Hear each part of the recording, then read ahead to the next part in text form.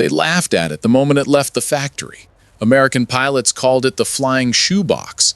British pilots joked that they'd rather walk than fly it. And the Japanese, well, they didn't even try to hide their amusement. The Brewster Buffalo wasn't just unpopular. It was hated. Slow, overweight, underpowered, everything a fighter plane in the Pacific was not supposed to be. For most pilots, being assigned to a Buffalo felt like a punishment. Some even wrote in their diaries that flying it was a death sentence with wings. And yet, within a year, reports began to surface. Reports no one could believe. Buffalo pilots were shooting down Zero fighters. Not one.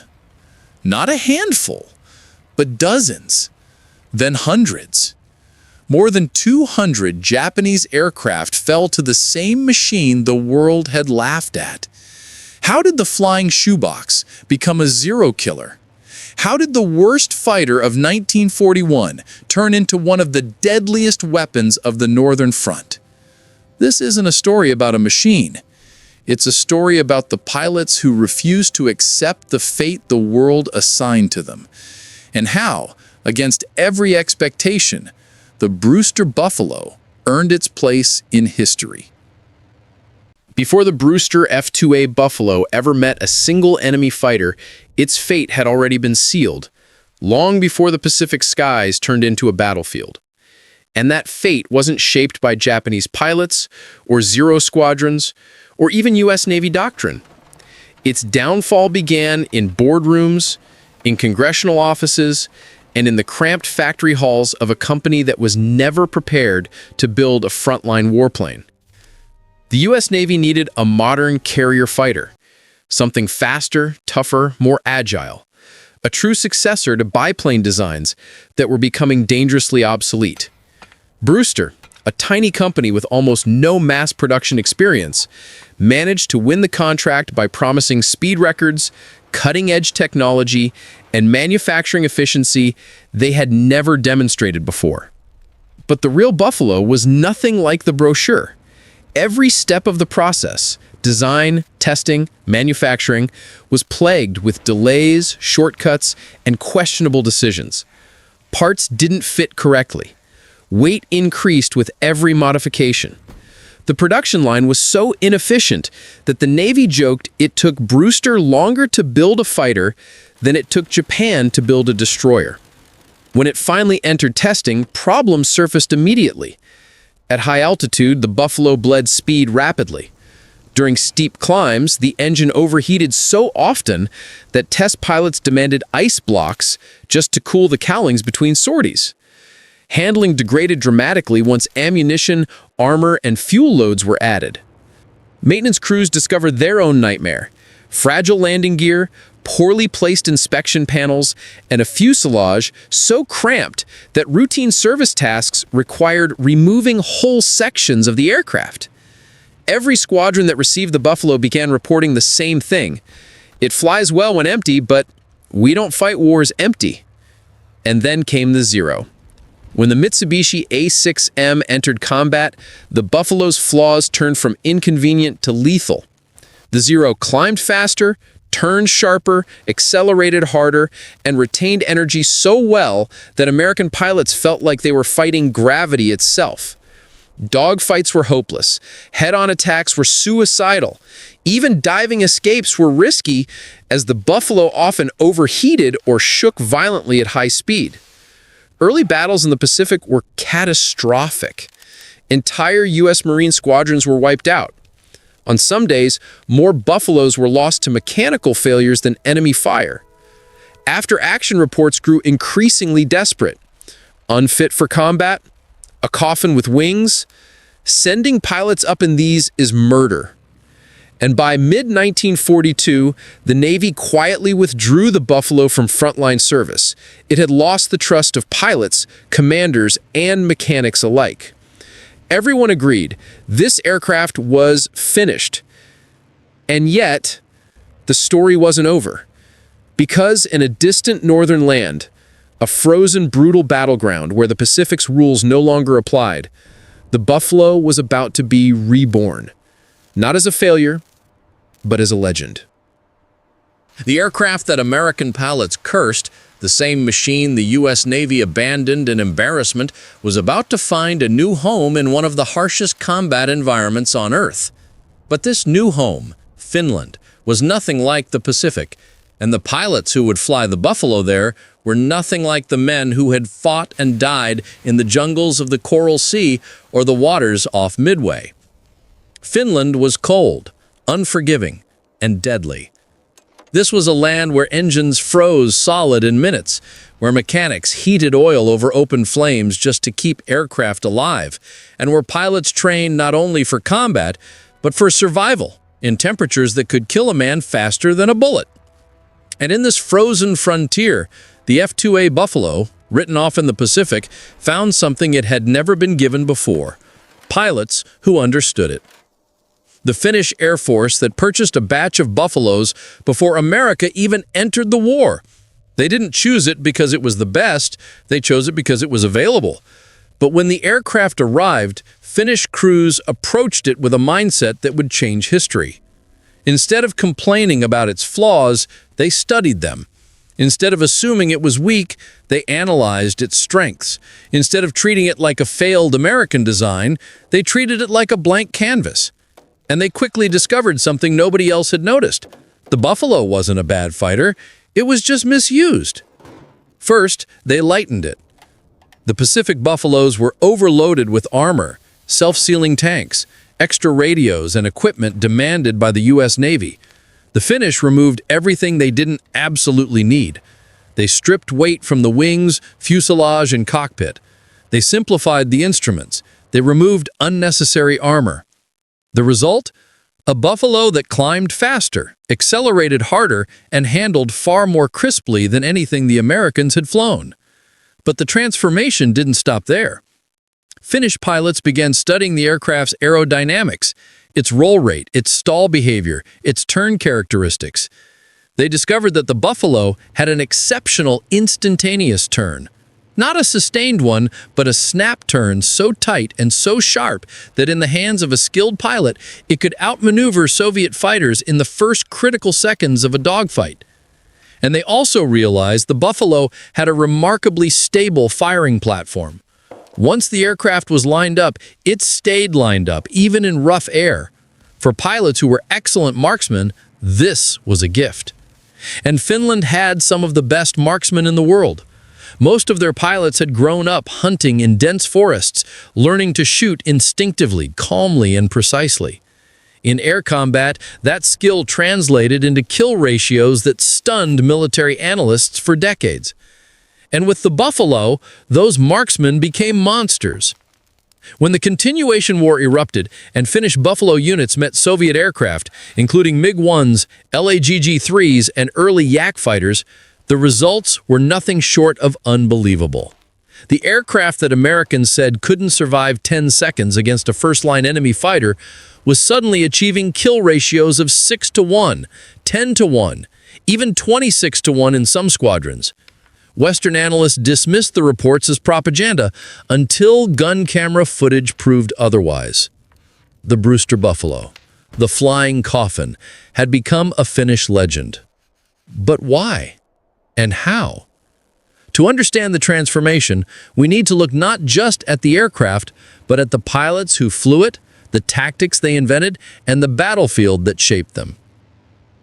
If the Brewster Buffalo was reborn in Finland, then it was the Finnish pilots, hard, patient, methodical killers, who gave it its new soul. And to understand how an aircraft mocked in America became a legend in the North, we need to step inside the cockpits of the men who turned it into a weapon. These men were not glamorous Hollywood aces. They were farmers, mechanics, hunters, and sons of the wilderness. Men who had spent their entire lives battling the same harsh environment that tried to kill their aircraft. And they approached flying the Buffalo with a mindset completely different from their American counterparts. American pilots expected modern performance, speed, climb, and raw power. Finnish pilots expected nothing. And because they expected nothing, they discovered everything. One of the greatest of these pilots was Hans Wind, a quiet, analytical tactician who approached air combat like a mathematician. Wind believed every aircraft had a number, a specific speed, angle, and turning radius where it performed perfectly. And for the Buffalo, he found that number. He drilled his squadron relentlessly, forcing them to master snap turns, energy retention, and firing from extremely short distances. Wind believed the Buffalo couldn't win long fights, but it could win first fights. The moment an enemy appeared, Finnish pilots moved aggressively, violently, and decisively. Their doctrine was simple: attack immediately, end the fight before it begins. This philosophy, paired with their extraordinary marksmanship, produced results that Western analysts dismissed as impossible until the gun camera footage surfaced. Another legendary ace, Ilmari Juutilainen, pushed the Buffalo beyond anything Brewster engineers thought physically possible. With over 94 aerial victories in his career, Juutilainen became one of the highest-scoring non-German aces in history, yet he never lost a wingman. Not a single one. Juutilainen flew the Buffalo like it was an extension of his body. He knew exactly when to trade altitude for speed, when to snap roll out of danger, and when to pull impossibly hard into a turn that stunned Soviet pilots who thought they were chasing a clumsy, outdated American failure. But the truth was the opposite. Under Juutilainen's control, the Buffalo moved like a knife, and he used that blade to carve through Soviet formations again and again. However, if there was one secret that truly separated Finnish Buffalo pilots from the rest of the world, it was this: they never fought alone. Their formations were tight, disciplined, and lethal. They flew in pairs, and each pilot trusted the other completely. There were no ego-driven lone wolf heroes, no reckless dives, no dramatic Hollywood-style battles. They fought as a pack, a cold, silent, coordinated pack. And this pack mentality amplified the Buffalo's strengths and covered its weaknesses. Slow? That didn't matter in an ambush. Poor climb rate? Irrelevant when you controlled the opening strike. Fragile landing gear? They operated from carefully maintained snow-covered fields. In Finland, every flaw the Americans complained about simply didn't matter. The Buffalo wasn't reborn because it became a better aircraft. It was reborn because the men flying it were better than anyone expected. And next, we'll see how the Buffalo's success wasn't just about pilots or machines, but tactics so brutally efficient that Soviet commanders could not believe they were being defeated by an aircraft the Americans had abandoned as useless. By 1942, the Finnish Air Force no longer viewed the Brewster Buffalo as a problem. They viewed it as a tool, one that demanded precision, discipline, and cold-blooded execution. And what they lacked in raw machinery, they made up for with tactics so refined that Soviet commanders described them as mathematically lethal. The first rule of Buffalo combat was absolute: never give the Soviets the fight they wanted. Soviet pilots relied on aggressive, high-energy attacks, diving in from altitude and using numerical superiority to overwhelm their enemies. Their doctrine was built on momentum, speed, and shock. But Finnish pilots refused to meet them head-on. They fought the Soviets like hunters, not duelists. And that single difference changed everything. Their first tactic was altitude traps. Finnish squadrons would position a small group of buffaloes just below cloud cover, flying slow, quiet, and nearly invisible from above. Meanwhile, another pair flew far below, acting as bait. When Soviet formations dove to attack the bait, thinking they had caught buffaloes unawares, the upper group would drop like stones. They didn't climb to meet the enemy, they fell on them. And because the buffalo retained energy exceptionally well in a dive, those first strikes were devastating. The Soviets were ambushed by slow fighters that appeared out of nowhere.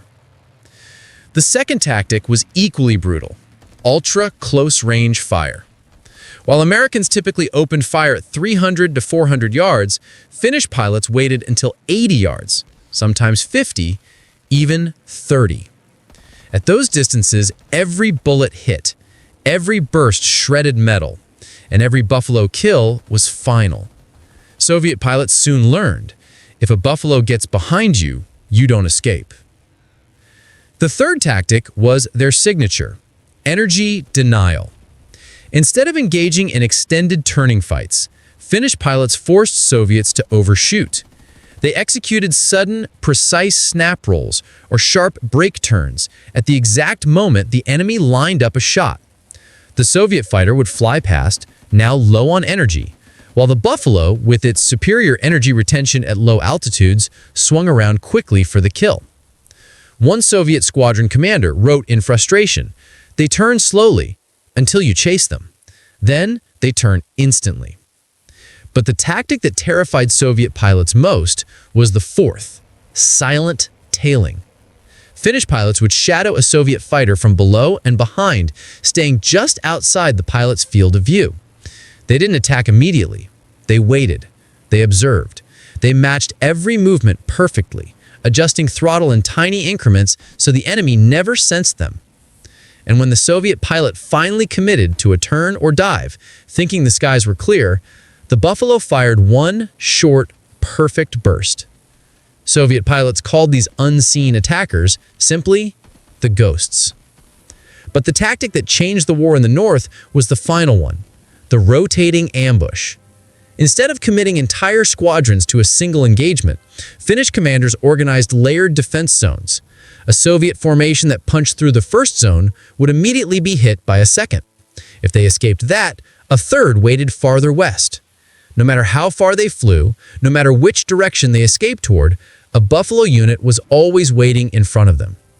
Soviet pilots reported the same pattern again and again. We break contact, and they appear again. These tactics didn't just compensate for the Buffalo's weaknesses, they weaponized them. And they transformed a failed American fighter into a machine that dominated one of the harshest air wars of World War II. And now, we'll decode why Buffalo's victory wasn't a miracle, but a warning the world ignored. By 1944, the Arctic skies had changed. The once unstoppable Soviet air wings had become cautious, conservative, and defensive. And the fighter responsible for this shift was not a Yak, not a Messerschmitt, not a Spitfire. It was the Brewster Buffalo. The fighter the Americans abandoned, the fighter the British mocked, the fighter the Finns mastered. And when historians ran the numbers after the war, the results weren't just surprising, they were absurd. Finnish Buffaloes scored 496 confirmed kills. They lost 19 aircraft. That's a kill ratio of 26-1, the highest of any fighter type in the entire European theater. Some Finnish pilots achieved numbers that sounded fictional. Hans Wind scored 75 victories.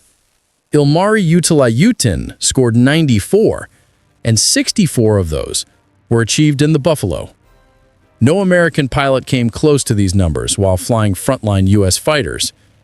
So the world began asking the obvious question: how did the worst fighter of the Pacific become the best fighter of the Arctic? The answer wasn't mystical, it wasn't luck, and it wasn't fate. It was a perfect intersection of four hard truths: environment, discipline, training, and doctrine. Truth 1. The Buffalo failed where it was too hot and dominated where it was cold. The Pacific destroyed its engines. Finland supercharged them. Truth 2. Finland didn't just train pilots, they perfected killers. Every shot was practiced at 50 to 80 yards, every maneuver timed, every engagement analyzed. Truth 3. The Finns built their doctrine around weaknesses, not strengths. Most nations tried to force their fighters into roles they couldn't perform. Finland reinvented the Buffalo as a low-altitude ambush predator, and it worked. And then there was a final truth, the one that changed everything. The Soviets underestimated the Buffalo, and they never corrected that mistake. They believed they were fighting the American Buffalo, not the Finnish one. They assumed they were superior. They assumed the fight was theirs. And assumption is the most lethal enemy in war. By the end of the continuation war, one Soviet ace summed up the entire experience in a single sentence: We feared the plane we laughed at. That is the real legacy of the Buffalo. Not that it was secretly brilliant, or secretly advanced, or secretly powerful, but that a weapon becomes unstoppable in the hands of people who refuse to accept its limits. And that brings us to the final takeaway: 3 lessons the world ignored. Lesson 1. The machine matters less than the doctrine built around it. Lesson 2. Weaknesses can become lethal advantages when engineered into strategy. Lesson 3. Never underestimate an enemy simply because their tools look outdated. The Buffalo didn't change the world, but it proved a truth that applies to every battlefield, physical or digital. Victory belongs to those who adapt faster, not those who start stronger. And that is the real war story behind the fighter history forgot. If you want the next forgotten war machine unraveled like this one, tell me which legend or failure you want exposed next. And if you know another aircraft the world underestimated, drop it in the comments. We might make it the next story.